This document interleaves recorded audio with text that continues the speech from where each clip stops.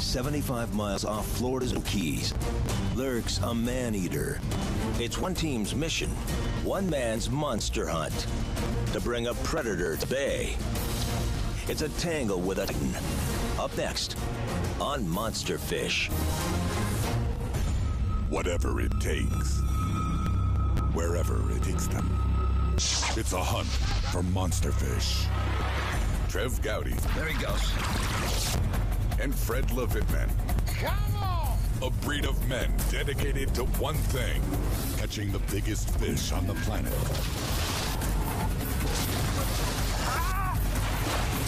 Tangle with the Titans.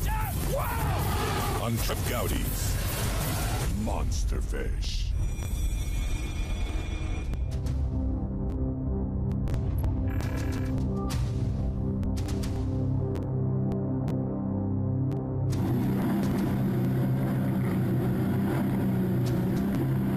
Hidden in the deep blue ocean off the Florida Keys, massive schools of amberjack gather to spawn.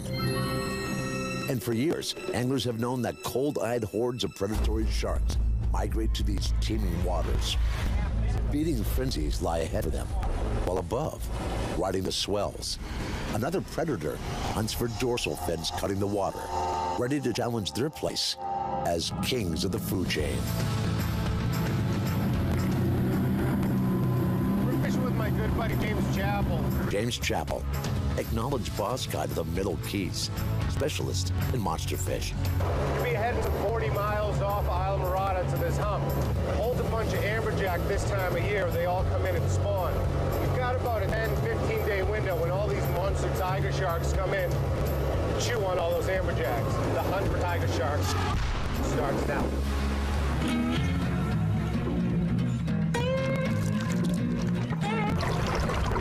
The blue runner, part of the jack family, really good to catch the amberjacks with.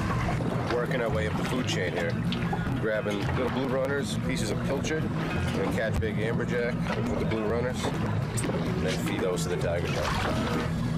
This is breakfast. Just a mix of sand and chum. It just helps it sink to the bottom. These fish are real spooky in the real clean waters that we have here off the Florida Keys.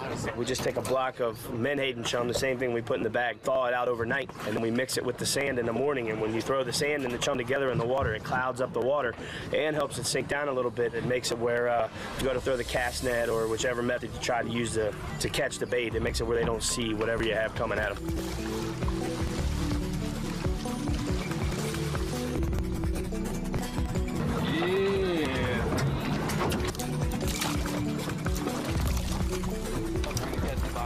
Oh, look at that. That's official. I got no. No fingers. No fingers. Handling bait strips off the natural slime, making them less likely to be hit. Stacked up the blue runners. Now we gotta go catch the bigger bait.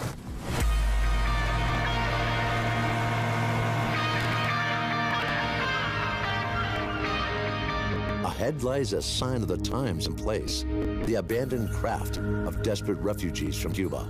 We just came up on a Cuban raft. It's literally a raft that the Cubans improvised.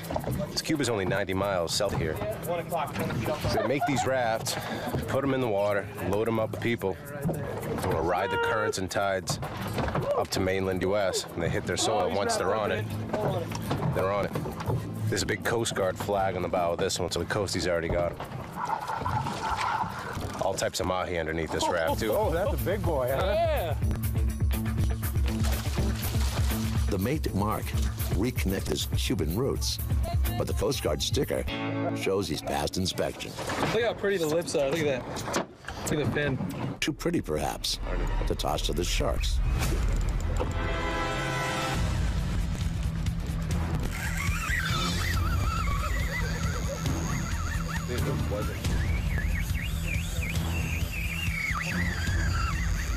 That's not what I wanted to do right off the bat.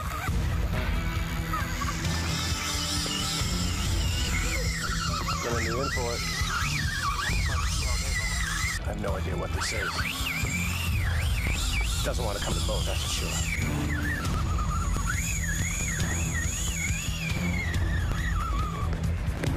That's good? Yeah, that's good.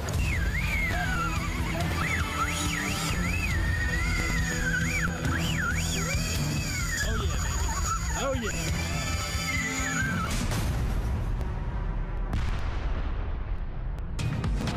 In the Gulf Stream's waters, just 90 miles from Cuba, it's all about making bait for tiger shark and fighting the unknown. Oh yeah, baby. 1,000 feet of water, man. Try to get some of that line back. Here,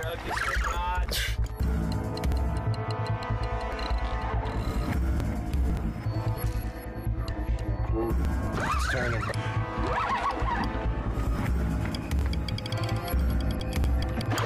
Try to get out of it. We'll tie that to a cleat. Tie it to a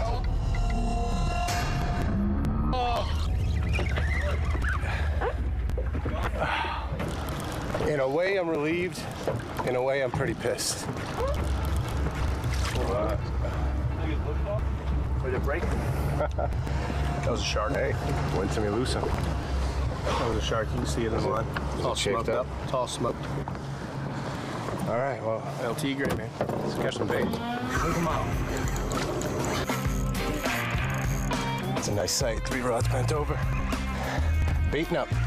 Is it? Yep, right there. Yeah, look at him coming up. Check Tiger him out. shark right here, dude. Yep, right here. Get away from him. He's already 8.5. That's an Emma cup. So we can keep him. He doesn't fall into our limit, but he works great for bait. We're gonna put a bait in the water. The shark's right. There's probably a couple others around, but we'll see what we can do with this one here. Get him to the boat, take a look at him, just see what we're in for. As the silvery bait sinks like a spinning coin, the most unearthly of all the sharks rises to take it. So we just spotted this hammerhead that's right there.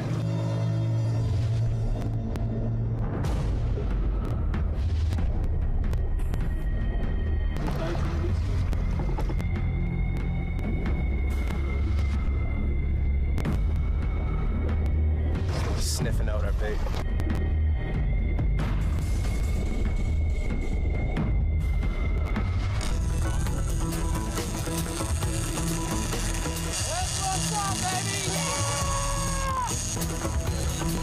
That hammer is actually a complex radar device filled with delicate sensors. Sad bite. Love watching.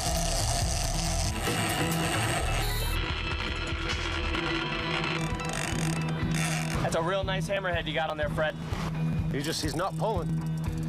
He's kind of just coming with us. I'm sure that is not gonna last long though. For Fred, this hammer is another in a career of pitched battles with monsters. He hasn't given me much fight. He's still nice and green. He's gonna be full of pep when he gets outside.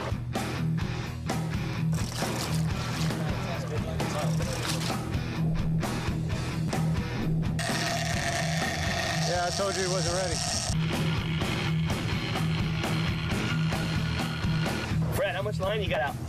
I don't know, maybe 100 yards. He's not that far down.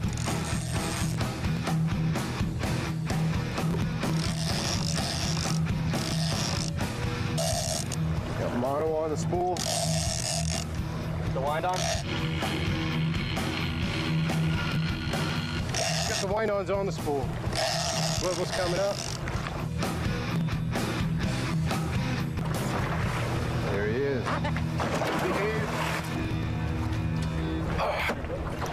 You can let him go if you need to. Under the boat. Under the motor.